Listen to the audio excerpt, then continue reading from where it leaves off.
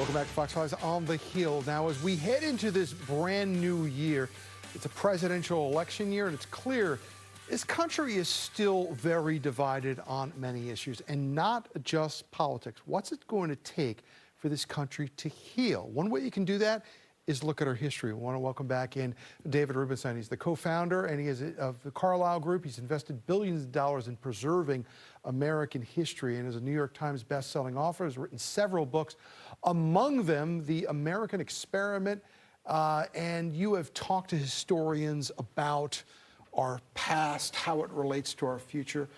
What have you learned about America, about how we go at each other at certain points in our history, and are we at one of those moments right now? Well, the country's always been divided. It's not as if we've been together, except during, let's say, World War I or World War II. The country pretty much came together. But generally, the country's had divisions, and right now we see that in Congress, and we see that in our elections. So I don't want to make it sound as if this is the worst of all times. We've had worse times, but right now the country is fairly divided, and that's reflected in the way the Congress operates. At times when we come together, most recently, you can look at 9/11. You know, there was that scene of George W. Bush in the House of Representatives walking to the podium, and he got locked in a bear hug with Tom Daschle at one point. You know, people come together in crisis. But have we reached a point where we focus more now on our differences than our similarities as Americans? I don't know if we focus more on that, but clearly the press and the media tend to focus on it a fair bit. The country, basically, like DNA of everybody in this country, 99.9% the DNA is the same, but it's the 0.1% that is the difference that makes people different. The same is true of our country. We have 99% of our values are pretty much the same, but maybe 1% is different, and that 1% is what we focus on. So what's driving this? Is it the extreme wings of the party, both on the Democrats and the Republican sides? I think a lot of it is fundraising. On the Democratic side and the Republican side, you raise money from the far left and the far right. You don't raise money by saying, I want to get money from you because I want to do something right down the middle. I want to be the best person to decide what's the right thing for the country right down the middle. That doesn't raise any money. You raise money by appealing to people on the far left and the far right, and unfortunately, you reflect that in your votes. One of your passions has been history.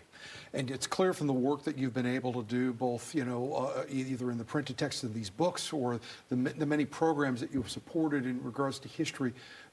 What do you think about how we teach history right now? Because there's a lot of arguments about it. You know, what should we reframe? How should we talk about it? What should we do with it in our current lives? There are two issues. How do we teach history, and do we teach history at all? Many people think, as I do, that we don't teach history enough. Right now, you can graduate from almost any college in the United States without having to take an American history course, and you can be a history major in almost any country, any college in this country, without having to take an American history course as a history major. So, and also in civics, we don't teach civics very much in junior high school or high school, which we used to do. So that's one issue. We don't teach anything. As to what we teach, clearly there's some issues about whether critical black studies, for example, is the appropriate way to talk about history of our past. But I think we got to focus on whether we teach anything at all. And right now we're not teaching almost anything to our young people in this country. When we look at some of the divisions we have right now, are there things that we could use from the past to maybe illustrate us and educate us to get some over these hurdles that we're dealing with? Well, I do think that if we can get our young people to learn more about the country and how it operates, for example, there are some states that now are talking about saying to get a driver's license, you have to pass a basic civics test. That wouldn't be a terrible idea.